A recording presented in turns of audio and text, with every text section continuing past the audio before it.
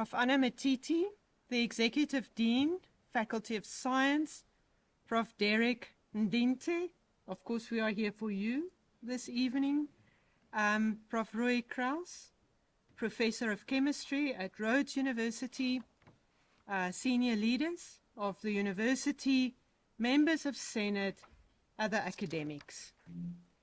And of course our distinguished guests and our students. It's wonderful to see the Ubuntu chambers almost filled to the brink this evening. Welcome to all of you. Sanibonani, goeienaand, good evening, Tobela. It is indeed a great honor and a very special privilege for me to welcome you to the Professorial Inaugural Lecture of Professor Derek Ndinte. As I do so, I wish to express a warm welcome to his loved ones, special guests, and colleagues. This is indeed a proud and a joyful evening and an event, but it's also a landmark moment for you, for all of us here at UJ, and for the higher education sector in South Africa and beyond. The inauguration of professors is a public ceremony in which newly appointed professors are inducted into office by the Vice-Chancellor to deliver their inaugural address. The ceremony has its roots in a medieval university and serves several purposes. Firstly, it is an expression of welcome, and we welcome you. It is an expression of welcome and an entry for new professors joining the circle of colleagues who are already professors, and there are several professors in the room here to welcome you. Secondly, it also provides a platform for the professors to display their expertise in the discipline and showcase their research. And your research are very impressive. Your CV shows that you have, Prof. Anna, I'm not stealing your thunder, but it shows that you've done more than 140 research publications. That's very impressive. In colonial traditions subscribed to by universities, assuming the role of the professor refers to the gown and the cap, and that is what you see behind here. Once we've listened to the inaugural address, the gown, which denotes the professorship, will be formally placed across your shoulders in the ceremony this evening. Today, we gather to bear witness to the entry of Professor Ndinte to the illustrious community of scholars at this university. It is a celebration of contributions to the discipline and ultimately the impact on society. And I think that is critically important, and we often forget that. It is about the research. It's about various things, but it's about the impact on society that our work has. Professors provide a university with its identity, with its character, with its academic legitimacy, and with its integrity. The inaugural lecture is a rite of passage, following the confirmation of the appointment of the person as a professor. This evening, we will listen to Professor Ndinte as the gown goes to town. By this, I mean that the power of the inaugural address is when the expertise is showcased beyond the corridors of the university and reverberates with society. It stands out as a moment of pride for the incumbent, the family, fellow scholars, the university, and ultimately for society. For the German philosopher and diplomat Humboldt, a university referred to the whole community of scholars and students engaged in common research for the truth. Newman talked about the teaching of universal knowledge. Recently, universities have been viewed as instrumentalist, in other words, serving the purpose of the economy or the utilitarian in purpose. I would hope that we can break out of these very narrow conceptualizations and reflect on the university as contributing to the public good. And this, of course, is exactly what UJ is standing for and how UJ is shaping itself as a university that impacts the society where we are based. Edward Said, in an article on defamation and taking possessions, offers a formulation of the ideal role of a true intellectual as one who commands a vast knowledge of the individual's discipline that you do, who is rigorous in the analysis of the literature. You don't write 150 papers without knowing your literature. Who views being an intellectual as a vocation. I think that is very critical. And the intellectual who considers it necessary to step into the public sphere and to speak truth to power. And that is what we are doing here. We question, we interpret, and understand authority rather than consolidating it. To step out of the boundaries of the academics or academic sphere, to connect with oneself, to affiliate oneself, to align oneself with an ongoing process or contest of some sort, perhaps with the aim of improving the lot of the oppressed. I'm reading here and quoting the scholar. The intellectual who functions as a kind of a public memory to recall what is forgotten or ignored, to make the connections that these otherwise hidden, and to provide alternatives for mistaken policies. It remains then for us as a university with a Pan-African vision to derive our mandate as intellectuals and as professors. How do we embrace the role of a professor as a disruptor while continuing to be a flagship carrier of our discipline? And I think those, again, are critical words. How do we disrupt whilst continuing to be flagship carriers? This evening, ladies and gentlemen, we will listen to Professor Ndinte as one further steps into the journey of being a professor. This is a journey which does not culminate once this lecture has been given. It is a self-reflective pause in this journey of a professor with a promise of more to enrich our minds and simultaneously contribute to the rich intellectual body of work in this specific discipline. Let me now invite the Executive Dean, Professor Anna Matiti, to introduce Professor Derek Ndinte.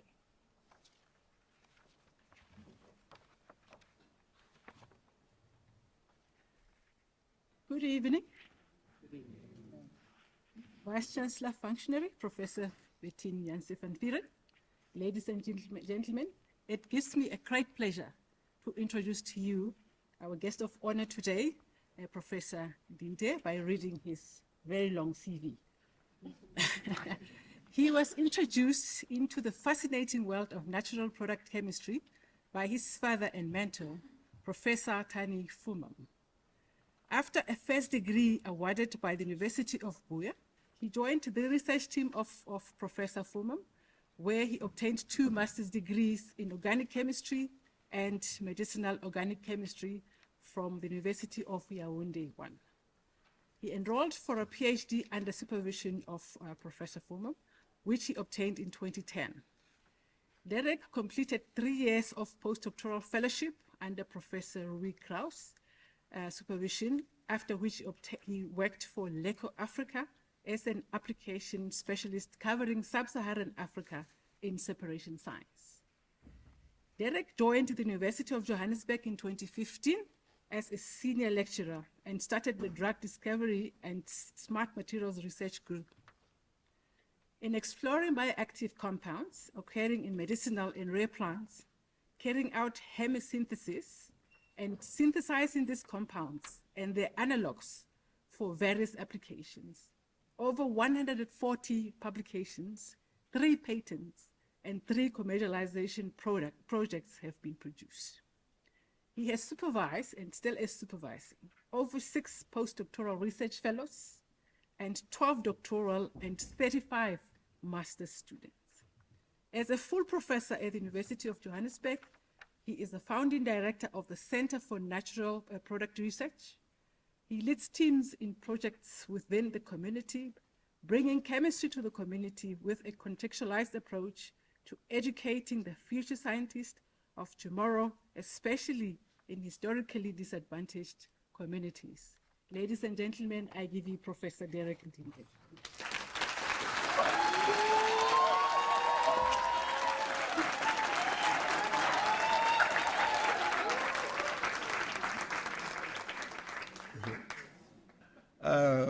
The VC functionary, Professor Van Vuren, my esteemed Dean, Professor Motiti, my respondent, Professor Krause, and professors and colleagues, friends, family. It's an honor for me to present this lecture, and I'll go straight into it. When I was preparing, I asked myself, what is a professor? Is he just playing around with test tubes in the lab and bringing results? And as I thought about my journey, I realized that what I remembered of my teachers, professors, is who they were and the lessons they taught me, which were really not academic in that sense. The academic was just secondary. And so I decided to start by really taking the time to acknowledge the people who have shaped who I am. Because I believe a professor is, first of all, a person, who he is, and then what he does. And who you are actually influences the young people who listen to you, the students you supervise, the people in the community, and so on. So, as Alfred North Whitehead said, no one achieves success. No one who achieves success does so without the help of others.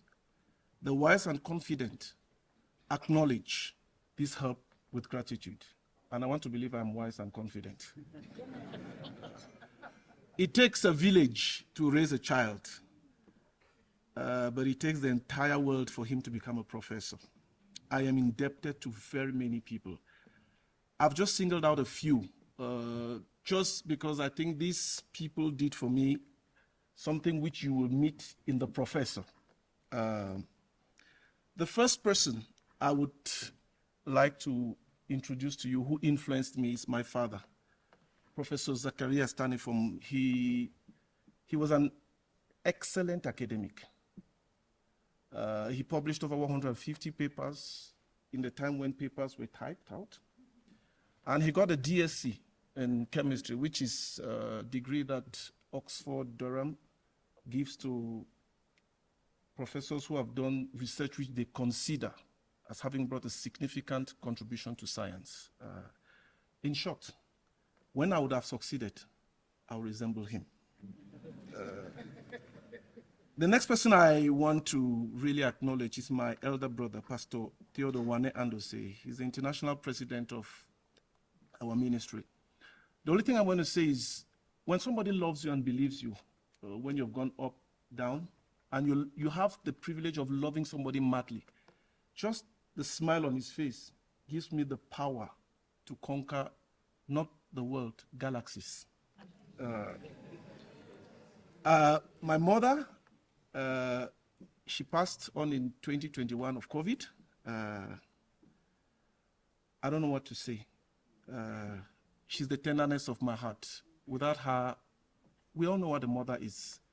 And I was blessed to have 3 mothers, like in every sense of the word, 3 mothers. My second mother, the thing I want to bring out is that she brought me a sense of security. When I was young, I was a very frightened young kid. So I would get up in the night. If I see the lights in her room on, I know everything is fine. And she always let the lights on so that I will know that I'm safe. And I I told her that she's the one who helps me uncomplicate my life, because I tend to wrap myself around in circles. My darling wife, she has loved me for over 30 years, and it has been my strength. I wish I could tell you guys more. I've got a friend. He's here. He flew from Paris to be here. We grew up together. He got a job before me, just for you to understand. And from the time he got a job, he put me on his budget and gave me money every month. Not because I needed it, just because he loved me. And we have been at it till today. My elder sister, she's here. She flew from the UK yesterday to be here. When we were growing up, we feared her more than we feared our mother. She was the person who taught me how to be disciplined. And I asked her every question in the book, and she would answer me to the best of her knowledge. These are the people who really made me. This is my third mother. The one thing she kept doing for me is reminding me about the things I committed myself to do. If I said I would do something, she would gently remind me, make sure you do it. And till today, she continues doing it.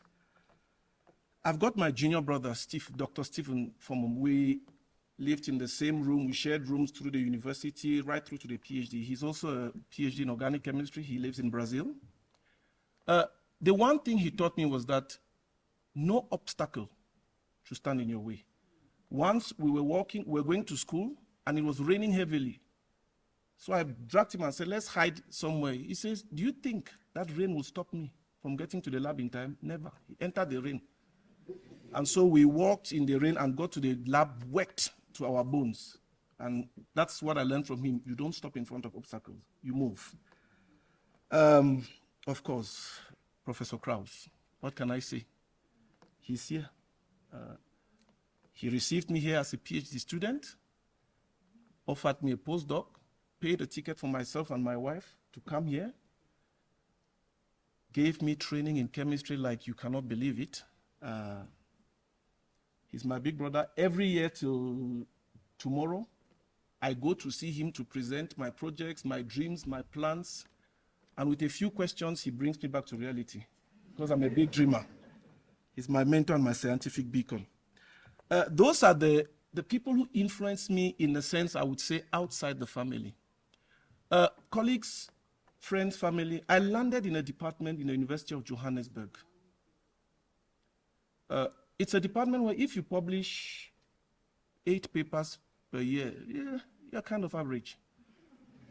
It's not a negative pressure, it's a very positive pressure. And from my colleagues, I've just picked a couple of them. I have learned invaluable lessons that have made me whatever you think is worthy. From Professor Rotiba, I learned that you focus in your research. You don't spread yourself thin. And it has influenced my research a lot. From Professor Oluwafemi, you know, every year I set the target that I'll beat him in the number of papers that I've produced. And not once have I beaten him. Prof, I'm coming for you. Every year he beats me hands down. But the thing I've learned from him is that hard work pays. Professor Oluwafemi works hard. So I'm working harder and harder. The other person from whom I learned hard work is Professor Nomgongo. You know, at some point in the department, I used to come to the lab at 6. And you will meet only 3 colleagues, Professor Govenda, Professor Nomgongo, and Professor Oluwafemi. They'll be there at 6 in the morning. And when you're leaving late, you leave Professor Nomgongo in the lab. She joined the PhD program when I was a postdoc, and she became a professor before me. I will beat you one day, Professor Nomgongo. The next person who really influenced me is Professor Govenda. She was my HOD. Actually, when there was a position at the university, she suggested to the HOD then that Derek is a good, and stole me from Mr. Whaley, who was my manager at LECO, and I came into the department. She was my HOD for 3 years. I learned a lot of things, but the thing that I learned was you must be meticulous in everything you present to her. If I brought a document to be signed, she read it. If there was a full stop missing, she would send me back. Go and correct it. But it just developed in me the habit of reading everything I'm writing twice so that there are no mistakes. And that makes life, it's a life lesson. Professor Ndungu, we joined the department at the same time. We became good friends. We are good friends. He's there. You know, we like to argue. And when I'll argue with him, he was always calm. I would scream and he would be calm and say, listen. So I learned that you argue with facts and logic, not with emotions. Thank you. And my other friend in the department is Professor Mamu. The thing I learned from him is he thinks originally about research. And it's something I've copied and learned from him. There's Professor Mutluali, he's not here. He was what I call my in-house psychiatrist or psychologist. Because I would get emotional about a student or something that is irritating me. And he just say, Derek, calm down, calm down, calm down, calm down. And for me, I learned to be calm. I think my colleagues can testify to the fact that I'm a little bit more calm. And in Dr. Edwin Mitale, let me just say I found a brother in every sense of the word. I cannot say more. He's my brother. And there's a collaborator of mine in the University of Mauritius. He's a visiting professor here. Colleagues, this man is organized. Everything about him is organized. Is the thing I'm learning. I'm growing in organization as a professor. And finally, my present HOD. We had this in the departmental meetings. We usually were at loggerheads. But the one thing I learned from him is you can be diplomatic in handling situations and in handling people. And I'm learning to be more diplomatic in my approach to life. Now, colleagues, friends, these are the people who have made the man. So whatever I've accomplished in the lab, without these people, I would not have accomplished it. And I take the pains of watching my colleagues, what I can learn from them. I cannot name all of them because I've really learned. And I really want to appreciate the Department of Chemical Sciences at the University of Johannesburg. Because in that department, we are the #1 producing department in the university in terms of output.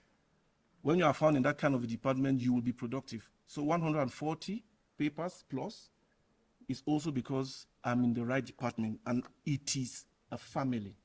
I can promise you that. That is what has made the man, the professor you're seeing today.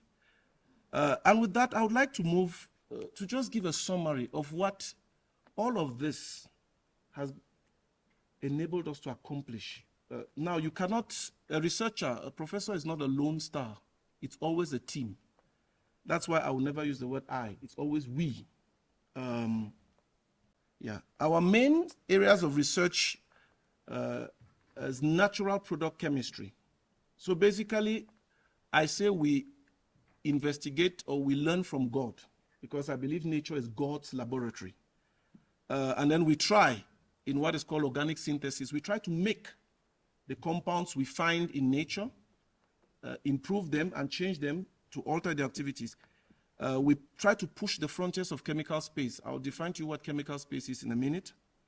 And then we try to find cheap alternative source for active pharmaceutical ingredients because in our research group, we believe that research should end in the society.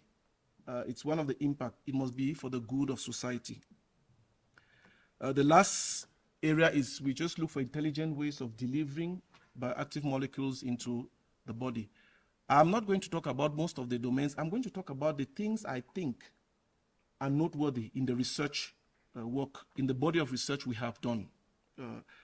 The first thing we do is we study ethnopharmacology, and we all know ethnopharmacology. When you were young or ill, your granny probably gave you some leaf to eat or made you lick oil or something. All of that is because there are bioactive molecules within plants, bacteria, and so we study different traditional medical systems to actually scientifically validate what biological effects they have. And another way in which we choose the plants we study is if you watch animals when they are ill, they actually will eat a certain type of plant if they're in fear. Or it's a whole domain of study called zoopharmacology. So basically, you look at what animals eat to take care of their health needs because they don't have hospitals. And they are healthy and they live long. They die when we kill them. So they have found a way to cure themselves using whatever is in their environment. So we are doing the same, basically. So in natural products, we explore chemical space. And chemical space is simply the number of possible compounds that exist or that can exist, that are not yet known. So that exists is that which is known. That can exist is that which is not known. So we have no idea as to what exists. And we try to explore, just like miners dig down to find gold, diamond, titanium, and all the precious metals that are used for one thing or the other. And why are natural products a very good source? Because when plants, fungi, are stressed in the environment, they produce compounds to protect themselves. And interestingly, these compounds find very good use as bioactive molecules. So you will find for malaria, there's quinine, and there's a whole 50% of the medication you and me take are from natural sources, and the other 50% are made, usually inspired by naturally occurring molecules. So basically, we are mining for golden compounds. We're mining for platinum compounds. We're mining for diamond. Basically, we're mining for precious compounds. Now, one of the domains where I believe we've made impact is in the antibiotic space. We know what bacteria are. They cause disease, and they're different from viruses. The problem with bacteria is that they develop resistance. And the resistance simply means that the bacteria, you take any antibiotic, it doesn't work. And they develop this by efflux pumps. Efflux pumps simply are pumps that the bacteria develop that pump out of the bacterial cell whatever antibiotic the bacterial cell is exposed to. Of course, there's membrane alteration. So antibiotics need to get into the bacterial cell. And so sometimes the bacterial cell changes its membrane such that the antibiotic cannot enter anymore. The third way is that they just develop enzymes that change the nature of the antibiotic and make it useless. Or the fourth method is that they simply just change the target. So where the antibiotic will attack, the bacteria changes that target, and so the antibiotic becomes probably food for the bacteria. So one of the things we have done is that we have isolated over 100 compounds that have demonstrated antibacterial activity that is better than antibiotics that are presently on the market. And we have synthesized some compounds that target these efflux pumps. Now, just to be brief, I'll give you an illustration. If you get a bacterial infection and you need 500 milligrams of, for want of an example, penicillin, which everybody should know, and you add 5 microliters of this compound we're talking about, then you need just 50 milligrams to treat you. So you don't need to poison yourself with the other 450 milligrams. So we have been able to demonstrate that we have compounds which have 86% inhibition of this MDR pump, so making our antibacterials that are existing now way more effective than they would be without. And over 50 of these compounds were novel compounds that have never been previously discovered. The second space where I think we have made serious impact is in the anti-diabetic space. Now, diabetes is a lifestyle disease. These days we eat, put on a little bit of weight, we don't move, we have a more sedentary lifestyle. You don't need to walk to go get food, you can order on Mr. D, and they'll bring the food to you, and we sit in front of computers. So basically, in the body, there's a protein called protein tyrosine phosphate 1b, which is overexpressed. Overexpressed simply means that there's too much of it. It is overactive in the cell. And when it is overactive, your cells become insensitive to insulin.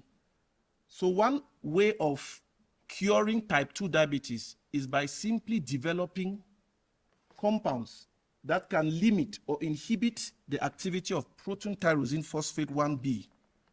And when you do that, you make the cells once more responsive to insulin, and in short, you have cured diabetes, type 2 diabetes, not type 1. And in that space, we have isolated and described over 50 novel compounds which have protein tyrosine phosphate 1b inhibitory activity. As I've learned from the people around me, I've also learned from some of the molecules that are found in nature. The first two molecules at the top, can we have the next screen, please? The first two molecules at the top are two compounds which are like a novel class of compounds, if I can call it. They're novel skeleton. It has not yet made boom in the chemistry space, but I believe that soon we shall have a new class of compounds as more and more people dig into chemical space. And those two compounds have the particularity that they are about 15 times more potent as anti-tuberculosis agents than the present anti-tuberculosis agents that are on the market. The second set of compounds there is the compound that actually inhibits the MDR efflux pumps in bacterial resistance. Now, the third compound, this one, is a very unique compound that was once described in 1935. Nobody has really described the structure, so it's a steroidal alcohol, alkaloid, and I'm going to give it my name, maybe. This compound, it's called hyperforin, the one in the middle. It's a compound that opened my eyes to the fact that you can actually make money from chemistry. I was working with a colleague, and she did the crystal structure for me, and then I don't know what she was looking for, and then she tells me, Derek, do you realize that this compound is sold on Sigma? I said, at how much? 4,000 rands for 1 milligram. And I had 3 grams. So it opened my eyes to the fact that we can actually make money from the research we do. And you're going to see how it impacted me. This compound is a very funny compound. We had done a series of syntheses, and we knew more or less where this compound was going, what kind of products to expect. And then suddenly we find ourselves with a funny thing like this. This is funny to the chemist, to the organic chemist. The lesson he taught me is that life does not always go the way you plan it. And research is serendipitous. I don't know if that's the word. So always expect the unexpected as a researcher. And this last compound, you see it's with blue and yellow. I'll just say simply, the one is 100 times more antibiotic than the other, just by a switch in the position of these molecules. So basically, these compounds have taught me 1, 2, 3, 4 lessons and contributed to who I am today and given me quite a number of publications.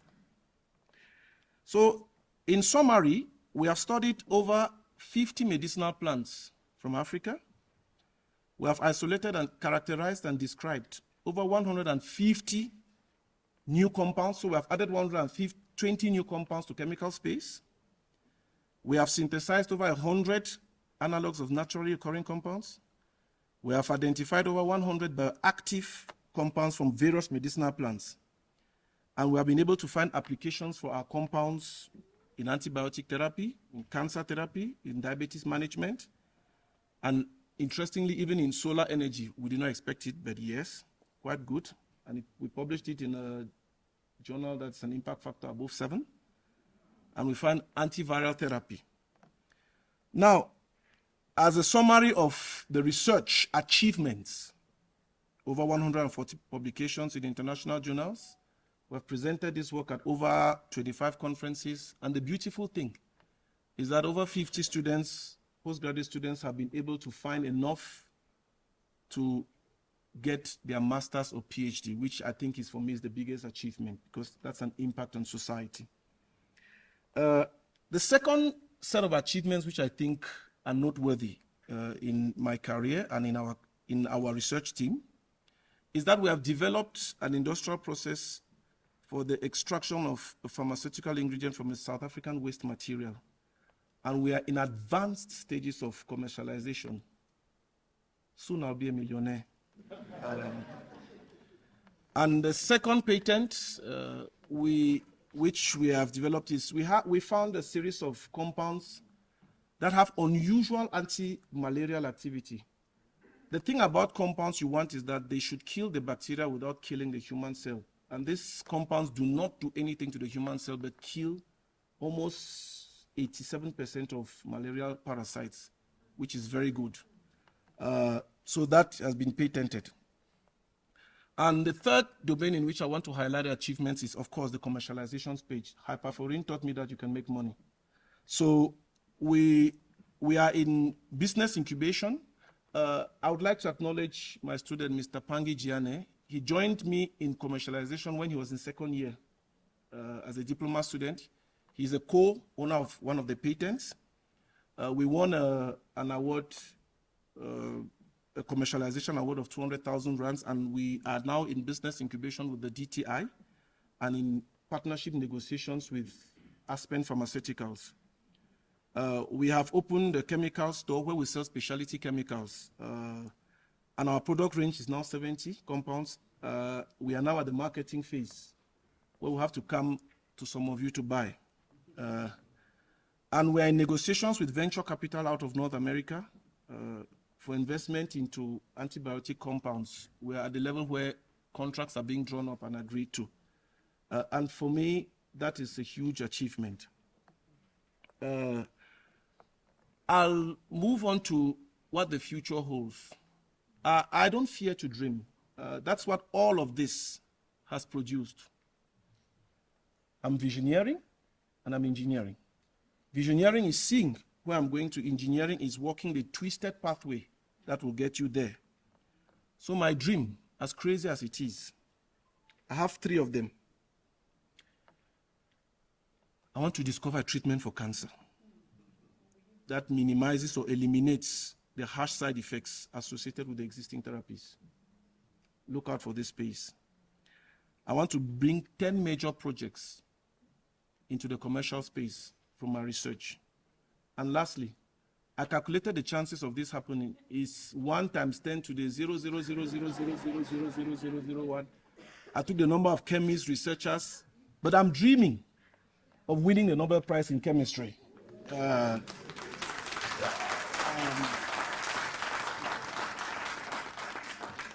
I told my mentor, Professor Krauss, over and over, we are getting the Nobel Prize. And he says, yeah, let's dream, let's dream on. In a very positive way. It's not had a negative effect on me. And just to tell you that the dream has started, here I met Professor Richard Schrock.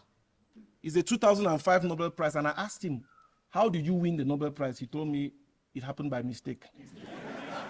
Good. That's Professor Eiichi Negichi, 2010 Nobel Prize. I asked him, how did you get to win the Nobel Prize? He said, I planned it. I worked towards it. I'm like, good. And that's Ada Yonith, the 2009 Nobel Prize in chemistry. I asked her, how did you? She was very shy. She's a very laid-back person. She said, well, I just did my work in the lab and it happened. So I'm already on the pathway towards that dream. I would like to go back to acknowledging those without whom this work would not have been possible. It's my students. I would like to mention Dr. Lerato Tlekelele. He was my first master student, and he taught me that a student can supervise himself. He needed little input from me. I really appreciate. I can't acknowledge all of my students. I'll just acknowledge some. So you see the wide blessing my students have been to me. Mr. Pangi Giane believed me. Like I said, in the second year, he joined me. We started working on this extraction process, and at the moment, he's leading the commercialization. He's the one sitting in meetings, negotiating with the CEOs and the money people. Precious Mogadi Mpatlele is the mother of my research team. She takes care of the students and follows them up. You know, you need that kind of a person in a team who kind of oils the students. If not so, they will revolt against you. Every supervisor here knows that at some point the students come at you. She kind of kills those. I've had postdoctoral fellows, Dr. Kile, who very meticulous, takes one student and follows through right to the end so that it reduces your workload by 90%. Dr. Fotsing Mat, who was the workhorse, she carries everything that you cannot do and literally does it. Without her, we will not be where we are. I want to acknowledge my very, very wide family. I cannot begin to, on a personal note, I'm an only child to my mother. My biological father was really not in the scene. So I was adopted by Professor Fomum, and I grew up with him as my father. And there I had 6 brothers and sisters. That's my elder sister there. And I've never felt like I was not. So I'm the 3rd child in that family, literally, in every sense. And without them, I would not have been where I am. I would like to, on the job side, Mr. Whaley, he's the manager, separation science. He came to the University of Johannesburg, saw me as a PhD student with no knowledge in the department he leads at LECO. But he offered me a job and waited for 2 years for me to sign the contract. And he gave me my first permanent job in South Africa. I'll be forever grateful. And I didn't put the things I learned from him. I would really like to thank the University of Johannesburg for the opportunity to serve mankind with humility and grow personally. I shall be eternally grateful. UJ is truly an international university of choice, anchored in Africa, dynamically shaping the future. Lastly, I'm not a South African by origin. I'm originally from Cameroon. And I wrote an ode to South Africa, which I want to read to you. I write to you today, South Africa, filled with profound gratitude and respect for the nation that has embraced me with open arms. From the moment I arrived, I have been met with kindness, opportunity, and an environment that has nurtured my growth both professionally and personally. The opportunities I have found here to work and develop myself as a scientist have been invaluable. I have been able to engage with a community that shares my passion, learning from esteemed colleagues, and contributing to the scientific pursuits that have long inspired me. Your beautiful country has not only provided me with a job, but has also offered a context in which I can thrive, innovate, and explore. The support I've received from institutions, colleagues, friends, neighbors has been nothing short of extraordinary. Becoming a permanent resident in South Africa is a privilege I hold dear. Living in this diverse, vibrant nation has enriched my life in ways I could never have anticipated. I wish to extend my sincere thanks to the government, the people, and the very spirit of South Africa that has made all of this possible. May this nation continue to be a beacon of hope, innovation, and unity for all who call it home.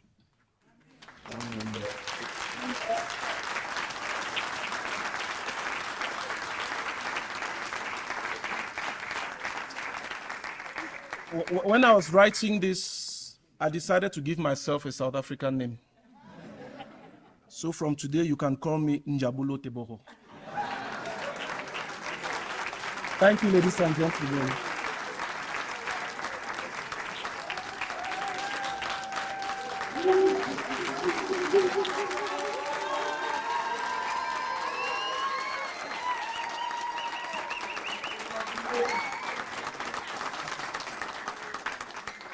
Thank you, ladies and gentlemen. I'm done.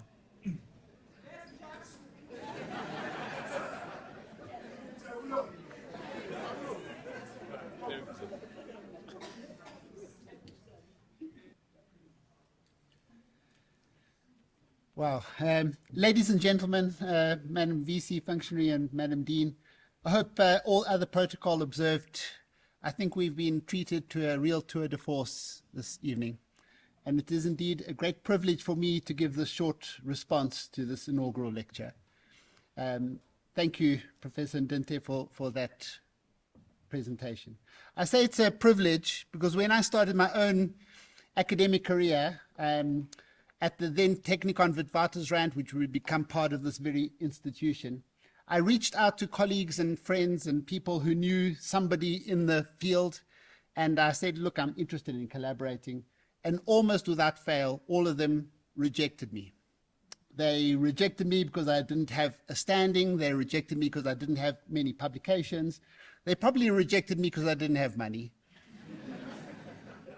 But they rejected me except for one, a brilliant professor in the Cameroon who genuinely wanted to collaborate, offered advice in natural products, which was the area I was trying to get into. And we started working together to try and build a collaboration. At the time, and even now, it's very difficult to get money. And so we were planning some things. And then at some point, things went quiet. And I just assumed that this brilliant professor didn't really have much time for a nobody like me until much later when Derek and Stephen came to my lab to do a PhD. Derek would be one of the first PhD students to graduate from my lab. He was the first student that I attended the oral defense of. And only then did I find out that this Professor Formum, whom I'd been collaborating with, had been his father. And a brilliant mentor, a brilliant professor, and somebody who sadly got taken away too soon. I can tell you that Derek wasn't the greatest of students. But he was really, really hardworking, and he had many good ideas, and he was dedicated, which is something that's rubbed off. You can see on this brilliant presentation on his own students. The many projects, the ideas, the things that he's been able to weave together. That is a true mark of a remarkable person. I must say that my favorite students are those that stick around. And so I offered Derek a postdoctoral fellowship. And luckily he stuck around because I had almost no money. I had almost no prospects. But we somehow just worked well together. More than students who stick around, I really relish in students who go out, develop their own careers, and that's exactly what Derek did. After a short stint with LICO, he then came back to UJ and has developed this nurturing, creative, amazing environment where his students, you can see, can flourish. They can produce amazing publications, but they can also look at commercialization opportunities and ways to enrich the world.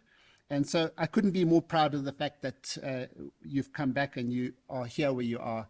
In the words of Ina Ogden, who wrote a hymn, brighten the corner where you stand. You definitely are brightening the corner where you stand.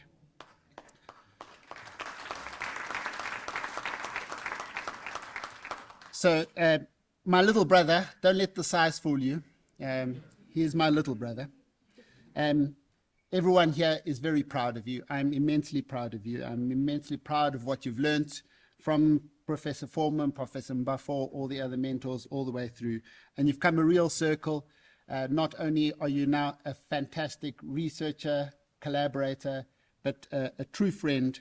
And we can't wait to see how you continue to change the world. I have a feeling this is kind of the tip of the iceberg. And so can't wait to see how you change the world. And I look forward to toasting that Nobel Prize.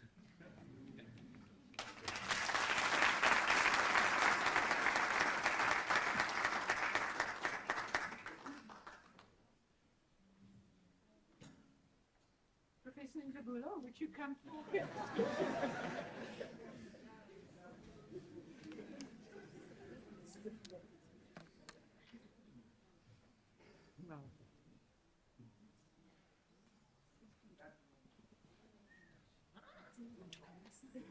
Yeah, so just maybe stand a little bit forward so that everybody can see. I think it's better if you move your hands. Yeah, we were told you must put your hands back so that it doesn't look like we break dancing.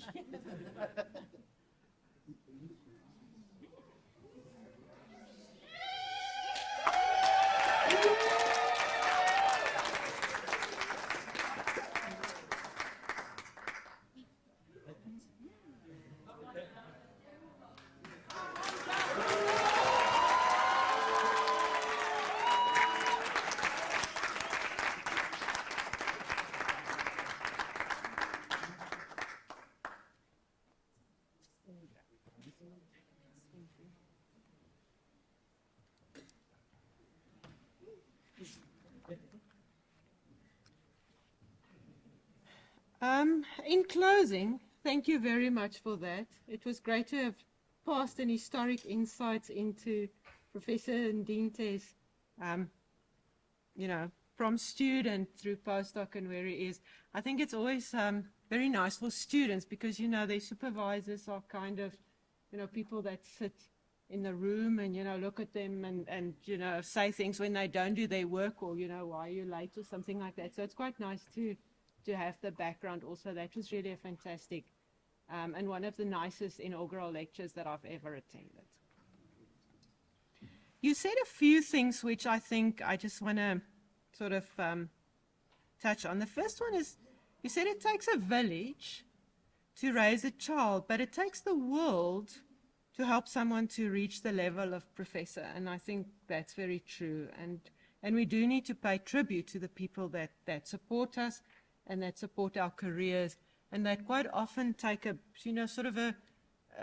back seat to support us. And so to see how you have, portrayed your family here and the love that you have with your family is absolutely fantastic.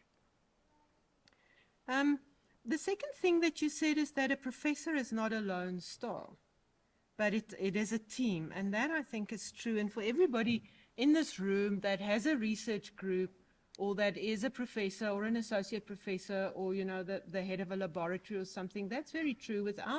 Without our support and without our students, we really are nothing. I must confess that chemistry has been my Achilles heel. So my background is also science. I can't say it very loudly, and I hope this is not recorded, but it is recorded, right? But I failed chemistry. Chemistry is not an easy thing. I was told, better pass chemistry now, otherwise you won't get your degree. So chemistry really is a calling. And you've made it your own, and it's clear that it is your calling. So my background is zoology. So it's very nice to see how, all the animal pictures that you put up, that sort of struck to my heart. But what it is it's also very nice to see how disciplines as different as chemistry can speak to disciplines in of zoology or botany. And that is exactly the kind of culture and the kind of approach to research that we want at the University of Johannesburg. We want interdisciplinary work. We want work that is mutually informative and that can really assist, and forward different disciplines. The work, all of your work, but basically the work around malaria and the great societal impact, I think that is critical. And again, it speaks to the society. So, recognizing that our village is in fact the world and that we are citizens, not of the village, but that we are citizens of the world, where the impact of the work that you're doing is in Johannesburg, so it's our local village, it's South Africa, it's Africa, but it is in fact the world, and that you are improving lives or potentially improving the lives of people that sit anywhere in the world is absolutely commendable.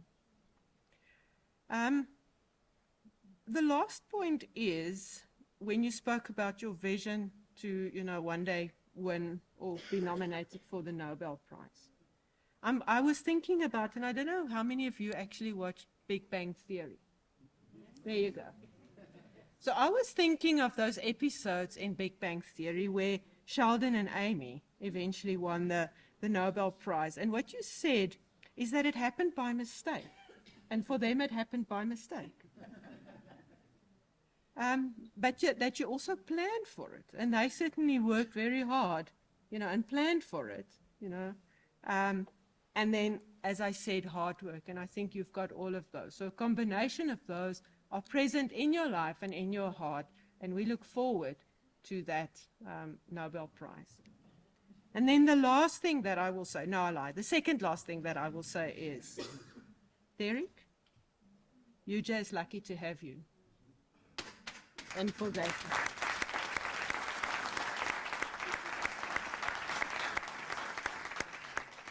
And the last thing that I will say is, ladies and gentlemen, thank you very much for celebrating this event with us this evening, and we invite you to refreshments in the lounge.